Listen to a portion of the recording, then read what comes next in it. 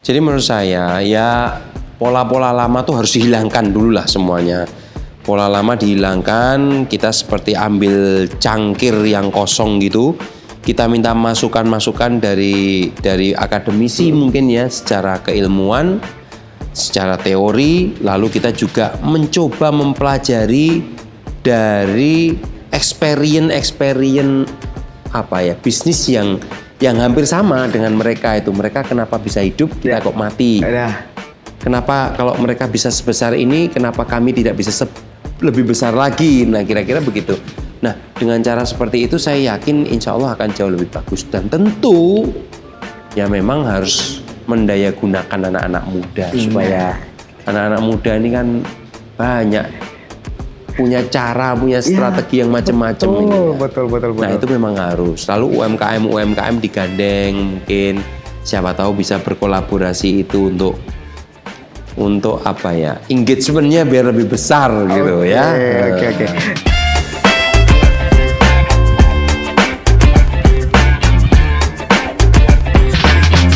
Halo Empower, balik lagi di podcast Suara Rakyat. Kali ini sama saya Fanhar. Kalau kita bilang soal pemerintahan ya kan, itu sumber duitnya banyak. Enggak cuma pajak kamu aja, salah satunya itu Badan Usaha Milik Daerah alias BUMD. Nah tapi nggak semua badan usaha milik pemerintah itu tadi bisa sukses, bisa cuan, bisa untung. Enggak. Ada juga beberapa yang ya jadi beban, ya namanya bisnis ya kan. Nggak semuanya bagus, ada yang naik, ada yang turun.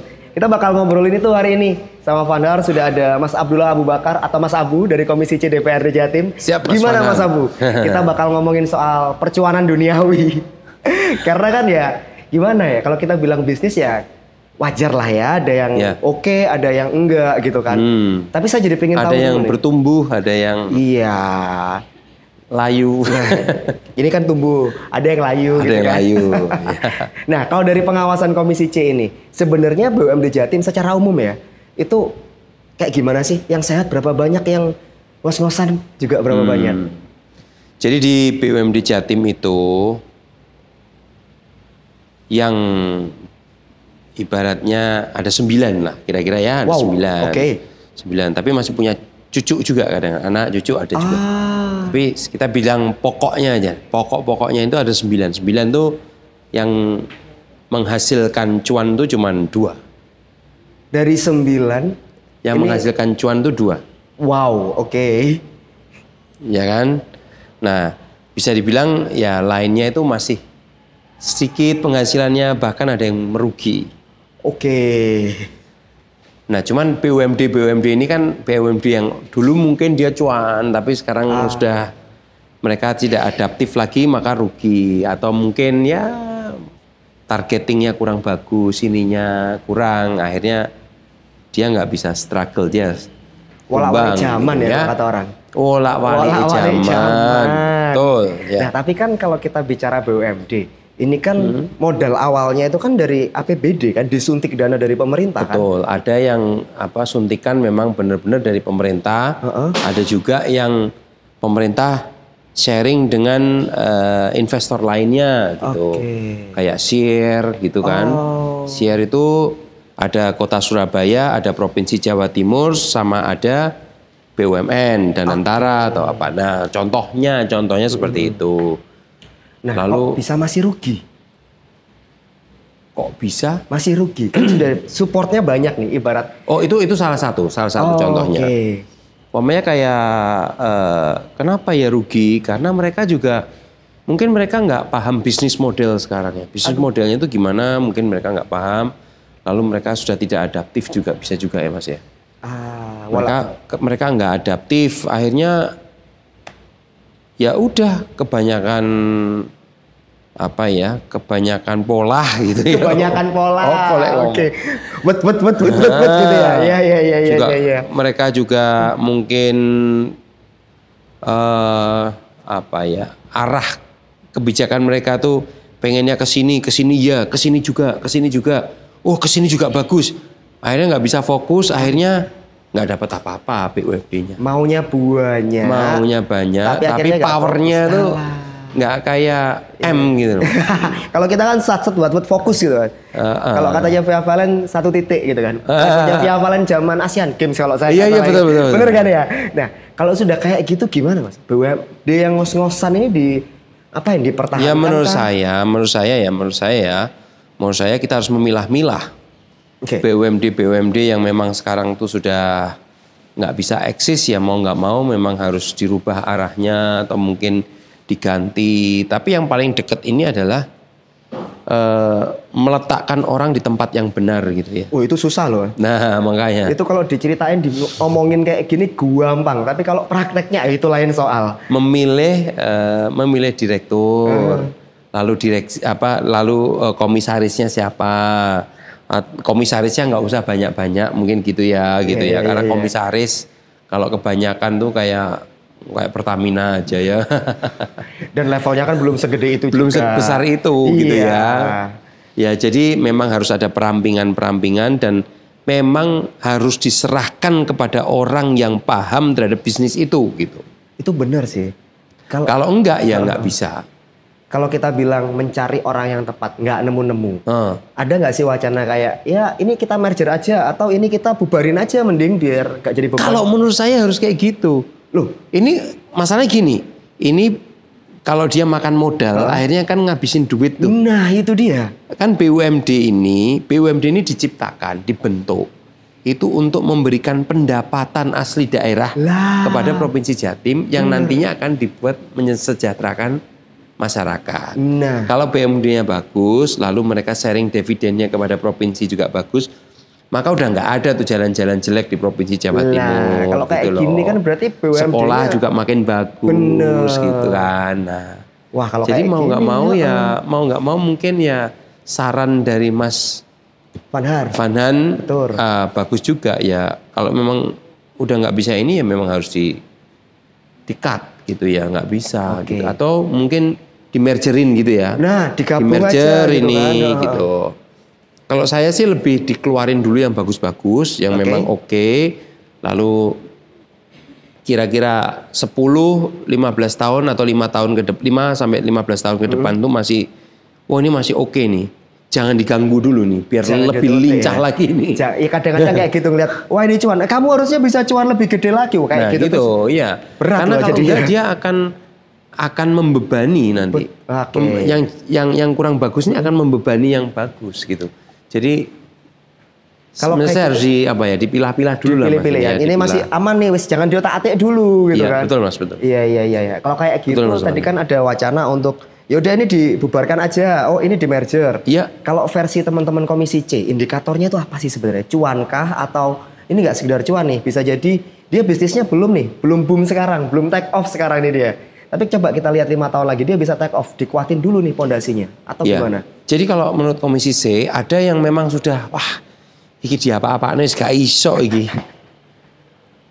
Ada yang kayak gitu Mas? Iya, disuruh lari nggak mau, dikasih diajak diskusi diginikan, ini Pak coba Pak dicontoh yang ini gitu ya, nggak mau.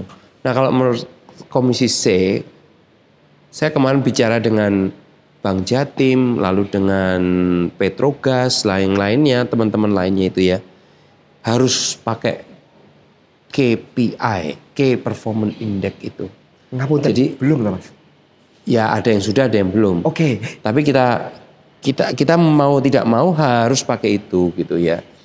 Jadi apa targetnya dalam waktu yang dekat, middle sama long termnya itu apa? Bener. Mereka harus penuhin ini. Kalau nggak bisa penuhin ya mau nggak mau harus mundur. Seberapa banyak sih yang harus di merger sebenarnya? Kan dari 9, 2 profit. Nah, berarti kan masih ada 7 nih. Ada 7 ini yang masih bisa lah kita mergerin supaya bisa profit atau udah nggak bisa ini wis kayak di apa-apa. Itu ada berapa sih Mas? Wah itu etis nggak ya disebutin di sini ya? Nggak usah sebut mereknya aja. Ya mungkin bisa disederhanakan menjadi 4 mungkin. Masih bisa ya 4 ya? 4 masih oke. Lainnya di-cut dulu nanti dilihat dulu gitu. Jadi memang karena ya saya nggak mau menyalahkan siapapun juga. Tapi yang pertama itu adalah karakter ya menurut saya. Karakter pripun Mas? Artinya ya karakter dari apa namanya orang-orang yang memegang perusahaan-perusahaan itu harus memiliki karakter yang bagus. Kalau karakternya bagus, maka saya yakin mereka paham bisnis modelnya gimana. Oke.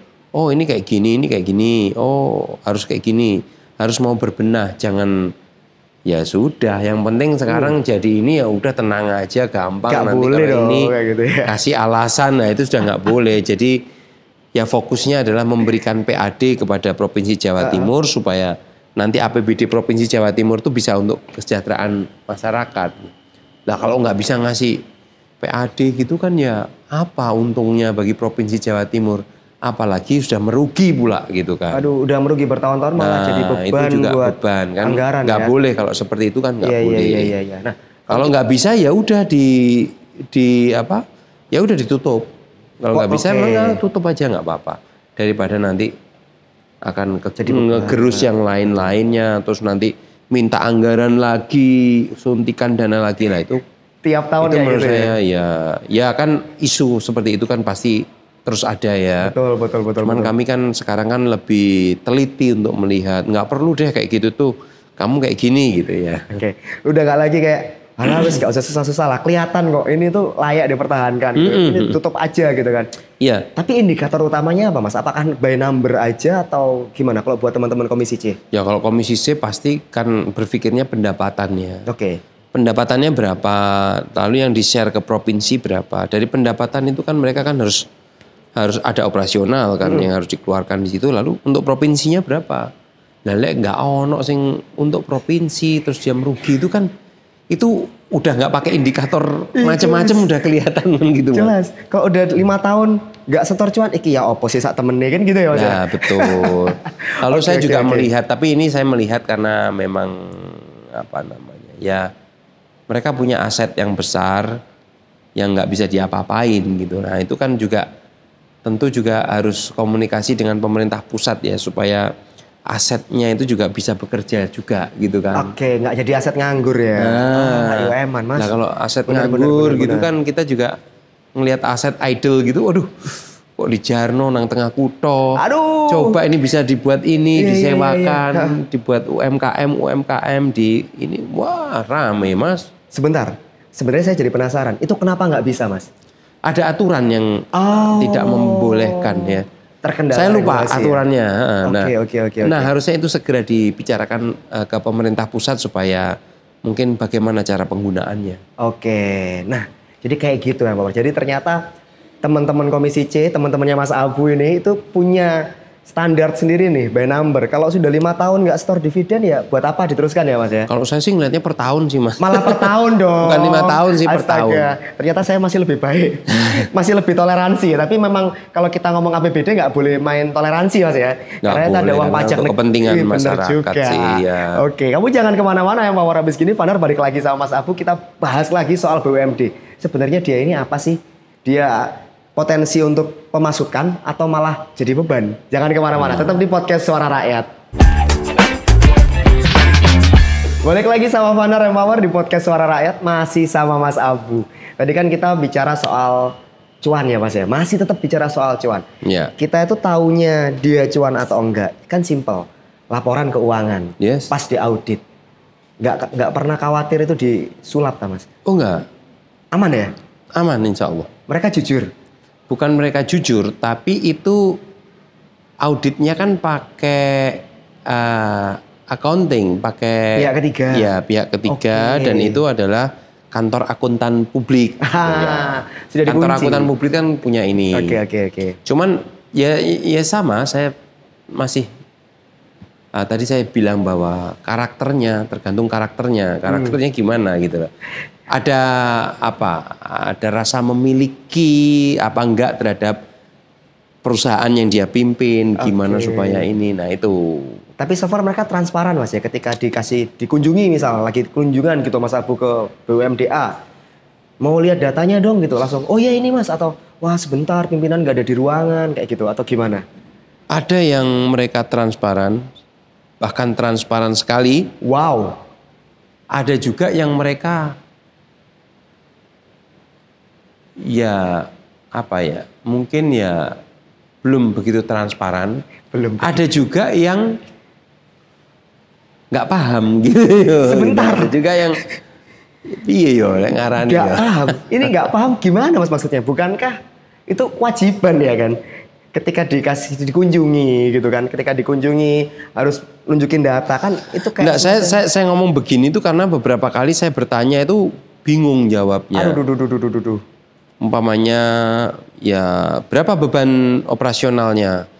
Aduh, sebentar Pak, saya anu dulu. Nah, itu kan harusnya bebannya itu kan dia tahu. Iya, kan itu kan harusnya pengetahuan luar kepala gitu kan. Nah, revenue saya sekian, beban saya sekian, Pak. Harusnya kan itu kan hafal dong harusnya kayak misalkan kita contohnya kan tahu. seperti itu, contohnya seperti itu.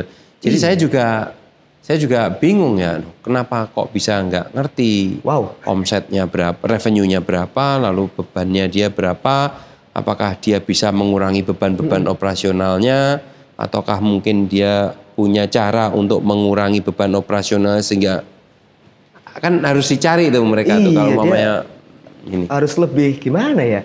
Kalau kita ngomong beban misalnya, itu kan saya sendiri aja deh Mas. Ngerti kan gajian setiap bulan berapa gitu kan. Pengeluaran apa aja, bayar cicilan, bayar token, listrik. Ini kan sudah hafal luar kepala. Masa tiba-tiba ada level yang lebih gede dari itu nggak tahu. Makanya wah ini pengeluaranku kegedean nih. Kan sudah kerasa tuh pada bulan kedua, ketiga itu umpamanya dalam 1 tahun tuh. Bener. Oh kegedean nih pengeluaranku, aku harus ngerem nih. Supaya nanti bisa, nah itu contohnya seperti itu. Agak lain sih ini kalau sampai ada BUMD kayak gitu tuh sebenarnya agak lain ya. Nah terus kalau buat yang kayak gitu Mas, ada semacam skema punishment-nya nggak sih? Ngapunten, biasanya kami di Komisi C frekuensinya sama lah ya teman-teman di Komisi C, tapi kebijakan partainya kan beda-beda ya. Tapi kita insya Allah kompak satu visi, satu misi juga di Komisi C itu. Ya itu tadi, bahwa ya kita semakin tak paham dan semakin tahu aja. Ini kok kayak gitu tuh kamu tuh disuruh ngasih paparan sedetail ini kok cuman kayak gini aja, nggak punya inisiatif untuk apa ya umpamanya. Oh ada nyamuk, ini kita gini gitu ya. Iya kan. Ada nyamuk ya jangan dibiarin. Jangan terus diliatin. Ya udah nggak apa-apa. Gimana kalau nyamuknya DBD kan bahaya kan ya. Benar. Jadi hal-hal seperti itulah Mas Fanhan. Jadi kami itu sebenarnya mendorong supaya mereka itu ya punya tanggung jawab besar. Kalau mereka buat salah, umpamanya di tahun pertama mereka menjabat atau tahun ketiga mereka menjabat itu umpamanya dia ada rugi, maka di tahun berikutnya dia harus loncatnya lebih tinggi, revenue-nya harus lebih besar untuk nutup yang kemarin. Nah contohnya gitu. Punishment-nya diapain Mas? Kalau cuma dikasih. Kemarin saya bicara kepada mereka, kalau mereka tidak bisa memenuhi target mestinya mereka mundur.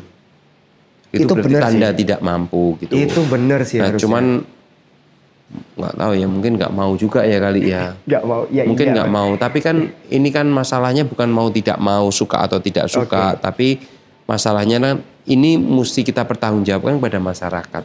Gitu loh. Betul. Walaupun provinsi itu luas, provinsi itu juga masyarakat yang ada di Jawa Timur itu punya bupati, punya wali kota, tapi itu adalah masyarakatnya provinsi kan. Betul. Secara kewilayahan kan masih masuk area jadi provinsi. mereka tuh makanya apa ya, saya sering bicara tuh mereka tuh kurang berempati gitu ya. Iya benar sih. Ini kisah waduh sakno ya masyarakat ya. Lagi duit entek terus gitu lah. Rasa itu loh Mas. Ya rasanya. Iya, merasakan bahwa ini tuh uangnya masyarakat loh. Mereka bayar pajak loh. Mbok ya gitu kan Mas. Sadarlah gitu kan. Oh kita kasih ini yuk apa namanya CSR, umpamanya, CSR-nya apa ya? Oh kita kerjasama sama Dokter Sutomo, operasi mata gratis atau operasi bibir sumbing, itu bagus. Atau sunat gitu. Atau apalah, harusnya kan seperti itu tuh. Jadi bisa langsung bersentuhan, nah gitu. Nah ini pas banget nih Mas Abu bahas soal CSR gitu kan. Nah ketika BUMD yang profit tadi nih ada 2 gitu kan.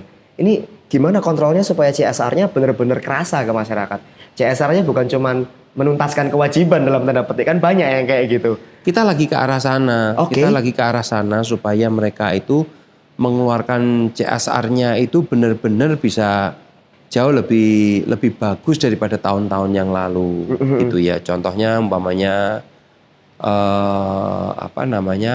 yang pertama pasti mereka akan melindungi ekosistemnya dulu. Jelas. Ekosistemnya jelas. dia tuh, Betul. oh ini butuh dibantu, ini kalau dibantu ini akan lancar, ini begini ekosistemnya seperti itu. Lalu juga di Jawa Timur ini kan disparitas antar daerahnya itu kan lumayan. Disparitasnya kan lebar sekali ya. Lumayan Surabaya dibanding dengan ini salah satu daerah yang ada di pinggir-pinggir sana gitu, itu kan terlampau jauh gitu. Betul. Atau mungkin daerah Mataraman dengan mana, daerah ini dengan mana gitu. Itu kan mesti digarap rame-rame. Dikeroyok bareng-bareng lah, ibaratnya dikeroyok bareng-bareng. BUMN punya negara, BUMD, lalu perusahaan-perusahaan. Bener. Oh di sana ada yang butuh air, kita borkan. Tapi butuh 200 meter, nggak apa-apa. Ditanggung bersama-sama gitu ya Mas. Kira-kira gitu kira-kira. Pemkapnya sendiri Mas, ya nggak kuat loh. Kan nggak semua Pemkap atau Pemkap tuh cukup ya duitnya. Nggak kuat. Kalau Pemkap nggak kuat, duitnya nggak mampu Pemkap. Nah itu dia, makanya BUMD itu harus hadir gitu kan. Yang profit itu fungsi pelayanan kepada masyarakat publiknya itu juga harus kerasa. Dan saya itu pernah, kita nggak ngomong BUMN atau BUMD, pernah kebetulan handle CSR-nya sebuah perusahaan lah. Iya.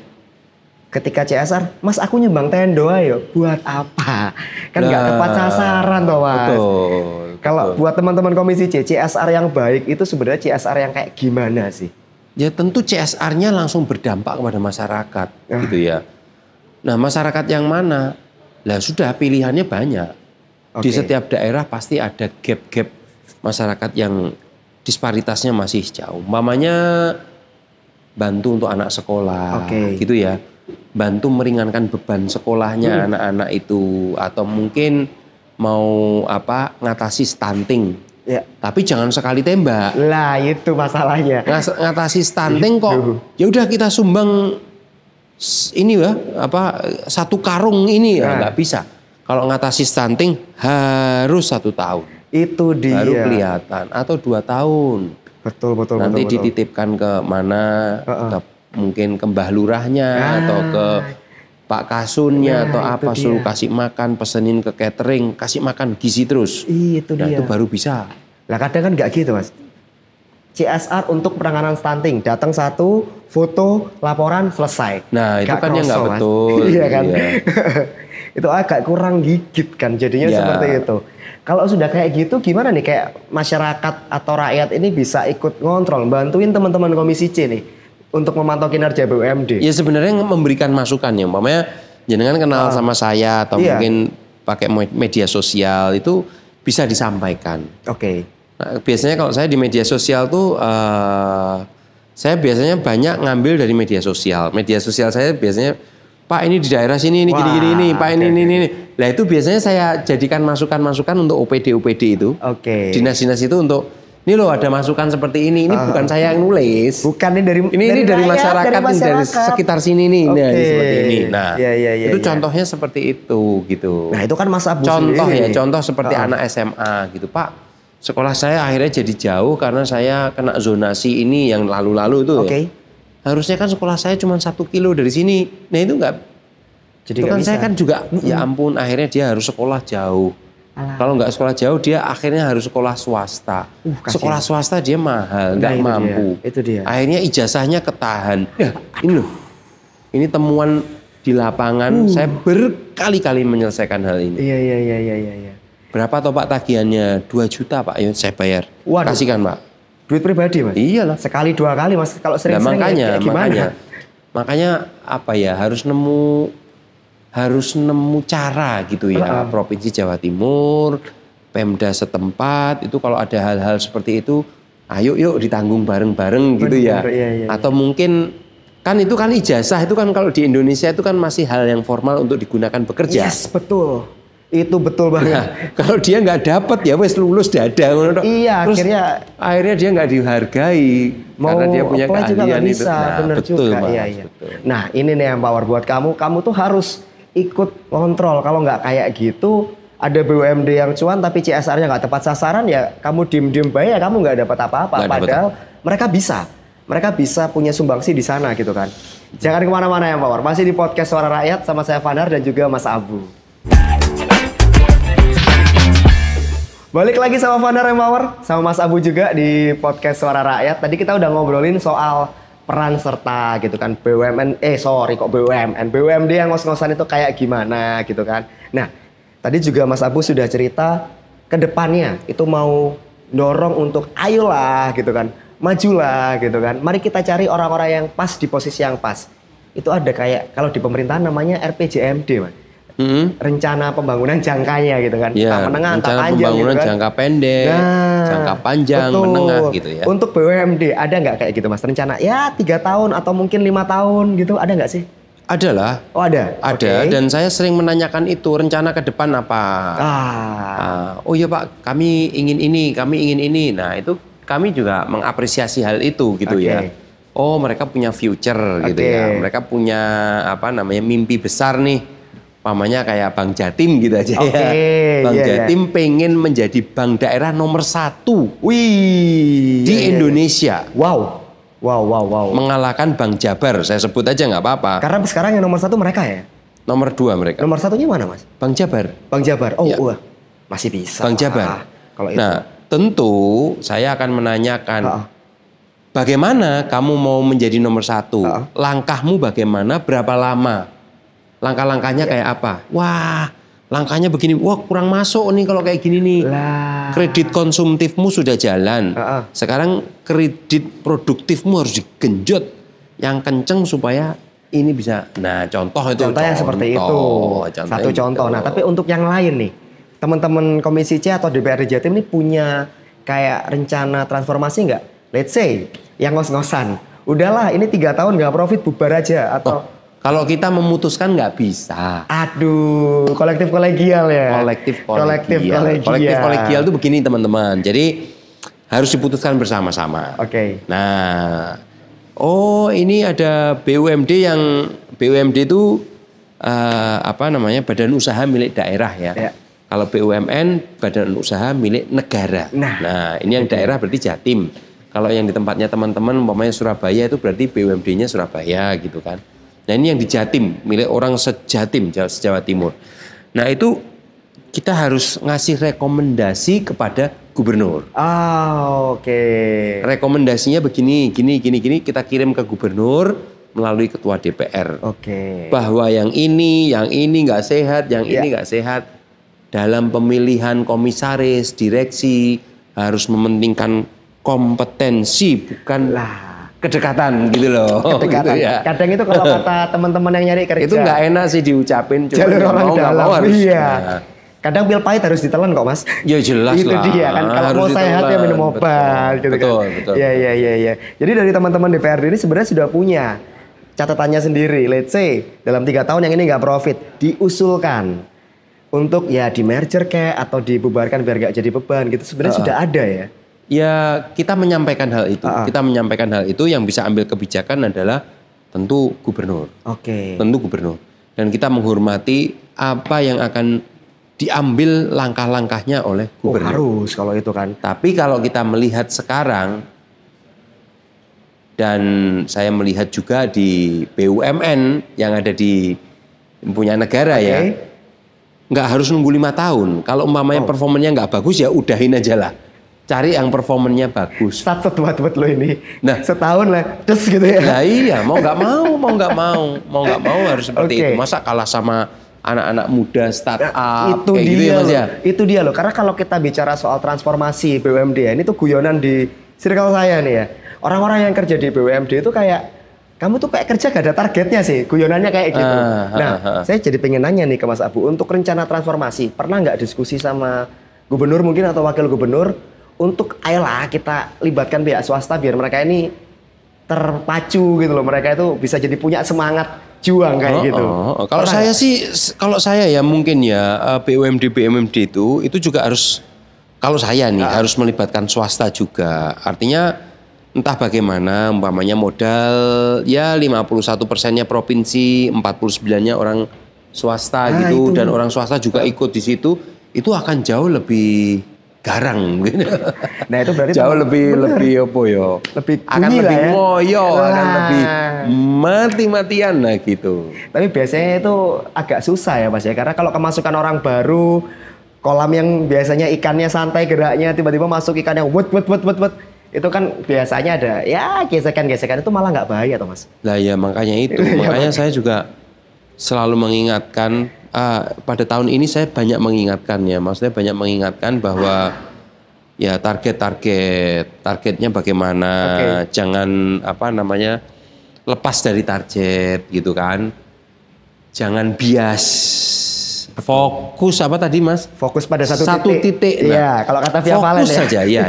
Fokus, karena fokus itu sangat penting dalam menjalankan usaha. Nah itu selalu saya sampaikan. Lalu yang barusan saya sampaikan, kalau umpamanya nggak ada kejelasan, target juga nggak ngerti, dia mau melakukan apa-apa juga nggak ngerti, nggak bisa. Nah itu mau nggak mau ya harus ganti gitu. Harus ada. Jangan nunggu sampai, loh ini kan baru dipilih Pak, harus kita nunggu 5 tahun. Nah nggak ada sekarang yang kayak gitu. Kelamaan.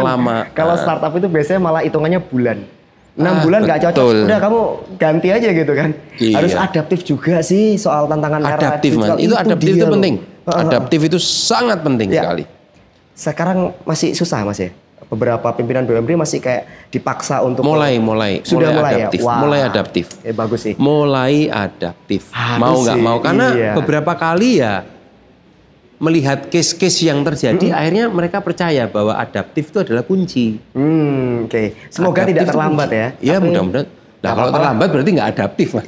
Mending terlambat daripada nggak sama sekali Mas Abu. Tapi kalau dari versi Mas Abu atau mungkin ini hasil diskusi sama teman-teman Komisi C, kriteria utama untuk BUMD supaya mereka survive itu yang pertama kali banget yang harus di titik puncak ini dulu gitu loh, yang harus dilakukan itu apa? Supaya sebenarnya mereka kan sudah punya spesialisasinya, umpamanya contohnya dalam hal transportasi gitu ya. Transjatim mereka melakukan apa? Kalau sekarang mereka didanai oleh APBD full, besok mereka harus menggeser itu supaya tidak menjadi beban fiskalnya APBD-nya Jatim, maka harus ada BUMD yang menaungi itu. Oke, ya kan? Belum kan ya? Betul. Lalu umpamanya seperti gas gitu ya, Petrogas itu juga, ya mereka juga mau nggak mau juga fokusnya di situ melihat berapa tahun ke depan. Ini sumurnya masih ada apa enggak? Oh iya. Kalau nggak ada, ayo ganti. Benar juga. Atau bagaimana? Iya. Itu kan mereka juga harus lihat trennya itu juga. Visioning lah ya. Apa? Visioning juga kan. Iya. Depan masih aman nggak nih kalau? Aman nggak? Kalau nggak aman, ya harus pivot ya. Shifting apa gitu ya. Mas Abu, kalau kita bicara melibatkan pihak swasta, ini kayaknya penting loh kalau pihak startup itu diajak. Teman-teman saya di startup itu dilakoni, Mas, jalan sambil handstand dilakoni karena ya ketika mereka harus adaptasi ya mereka harus melakukan itu gitu kan. Ya.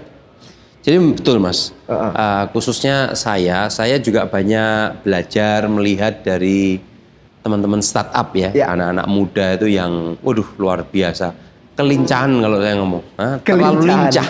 Kelincahan, iya. Mereka kadang-kadang juga berpikirnya untung sedikit tapi kuantitasnya dibanyakin. Lumintu kalau kata bapak saya. Lumintu, bener. Ada yang lebih gila lagi. Gimana Mas?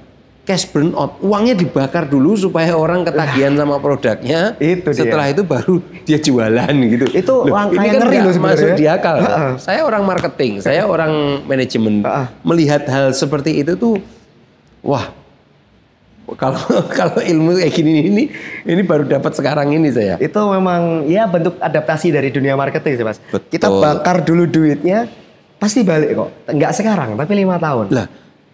Visioning Mas, main visioning. Jadi iya saya tahu visioning, tapi itu bertaruh Mas itu tapi. Nggak salah. Kalau kata teman-teman ya, nggak salah. Insya Allah balik lah ya. Bahkan baliknya lebih besar mungkin gitu. Kalau kata teman saya gini, ya lek gak balik ya apes, coba lagi. Ini duit loh, ini duit loh. Tapi kok itu bisa high risk banget ya, high risk banget. High risk, high return kalau kata anak. Hal-hal seperti itu sering saya contohkan kepada UMKM, pada BUMD itu juga saya kasih contoh. Coba toh lihat seperti ini. mereka bisa seperti ini tuh gara-gara kayak gini. Karena mereka mau melakoni, mau memperkenalkan produknya, mau brainstorming, mau ini. Nah seperti itu. Akhirnya kan kalau ilmunya dia nambah, lalu brand awareness-nya dia juga lebih bagus lagi. Terus akhirnya kan dia melihat itu peluangnya. Oh, ini peluang loh ini. Ini peluang ini harus dihidupkan juga supaya cuannya ini umpamanya dia di sini nggak cuan, di sini cuan kan masih oke nih. Nah, gitu. Nurut kan tapi Mas? Nah, ya mau nggak mau harus ini. Semoga nurut ya, karena kalau nggak kayak gitu pertanyaannya nggak enak Mas, nurut. Karena kan gini, ini kan sebuah langkah yang ya ini ruang yang bisa diisi teman-teman DPRD memberikan masukan gitu kan. Kalau dari teman-teman BUMD-nya nggak mau gerak, kalau kata teman saya itu it's need to tango Mas. Kita nari tango itu nggak bisa sendirian gitu kan. Iya. Nah, yang teman-teman DPRD udah dorong nih, tapi yang didorong dihandrem lah ya nggak maju Mas. Nah itu ya. Itu dia kan. Itu yang jujur saja saya tidak ingin itu terjadi. Semoga kalau itu terjadi ya kita mesti marah Mas, harus marah besar. Karena kan yang saya khawatirkan itu mereka cuek.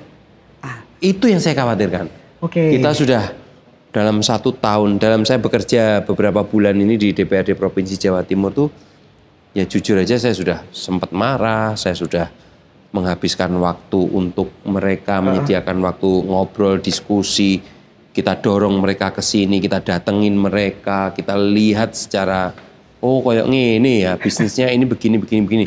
Oke, nggak apa-apa, ayo semangat. Tapi ternyata kita balik terus mereka duduk nyandar lagi, santai-santai lagi. Wah, lah itu ya dongkol mesti Mas ya. Itu Tiwa sudah dorong, yang sini udah effort, yang sana nggak ngapa-ngapain kan ya. Alah ya aku bisa paham sih, Vanar bisa paham gimana gemesnya gitu kan. Nah gemesnya. Tapi enggak lah, saya berharap mudah-mudahan ya ke depan tuh semakin bagus gitu ya. Makin bagus, makin keren, terus mereka juga sudah mulai dengan keterbukaan informasi ini, mereka juga ada tanggung jawab besar gitu ya. Mereka mau pakai KPI, mau pakai indikator-indikator yang lainnya, mereka mau duduk bareng, mereka juga mau berkolaborasi antara BUMD lah. Itu mimpi saya seperti itu. Gitu. Ya memang kalau katanya Neil Armstrong kan small step for mankind ya kan, pelan-pelan dikit-dikit gitu kan. Yang penting mau gerak, jangan udah didorong gitu kan. Tapi tetap apa tadi Mas? Handrem ya. Jangan dihandrem, nggak maju, nggak bisa maju. Nah terakhir nih Mas Abu, pesan Mas Abu buat teman-teman BUMD di Jawa Timur supaya mereka itu pada akhirnya bisa jadi potensi pendapatan daerah yang lebih besar buat masyarakat Jawa Timur juga, malah bukan jadi beban. Gimana Mas Abu? Jadi menurut saya ya pola-pola lama tuh harus dihilangkan dulu lah semuanya. Pola lama dihilangkan, kita seperti ambil cangkir yang kosong gitu. Kita minta masukan-masukan dari akademisi mungkin ya, secara keilmuan, secara teori, lalu kita juga mencoba mempelajari dari experience bisnis yang hampir sama dengan mereka itu. Mereka kenapa bisa hidup, kita kok mati. Kenapa kalau mereka bisa sebesar ini, kenapa kami tidak bisa lebih besar lagi? Nah kira-kira begitu. Nah dengan cara seperti itu saya yakin insya Allah akan jauh lebih bagus. Dan tentu ya memang harus mendaya gunakan anak-anak muda. Supaya anak-anak muda ini kan banyak punya cara, punya strategi yang macam-macam ini. Ya. Betul. Nah itu memang harus. Lalu UMKM digandeng mungkin, siapa tahu bisa berkolaborasi itu untuk apa ya, engagementnya biar lebih besar gitu ya. Oke. Terima kasih Mas Abu. Jadi memang kayak gitu, BUMD itu nggak boleh cuman nama aja gitu loh. Harus kerja, harus punya kinerja supaya ada manfaat nyata buat teman-teman masyarakat rakyat Jawa Timur. Kamu kalau ada yang mau disambatkan Empower ke Mas Abu, kamu tulis aja di kolom komentar. Mas Abu ngecek kok. Nanti dibahas ya kan Mas Abu ya. Ketika sambatanmu itu nanti dibawa ketika ya rapat dengar pendapat, hearing sama teman-teman. Ya biasanya saya kulaan masalah-masalah itu dari komen. Kamu wajib buat komen kalau kamu punya sambatan Empower. Dan jangan lupa follow, subscribe, like, sama share episode ini. Biar semuanya tahu, biar semuanya juga bisa sambat ke Mas Abu. Tetap stay di podcast Suara Rakyat episode selanjutnya. Saya Vanar dan Mas Abu pamit dulu. Sampai Terima jumpa kasih. Empower, bye-bye. Terima kasih.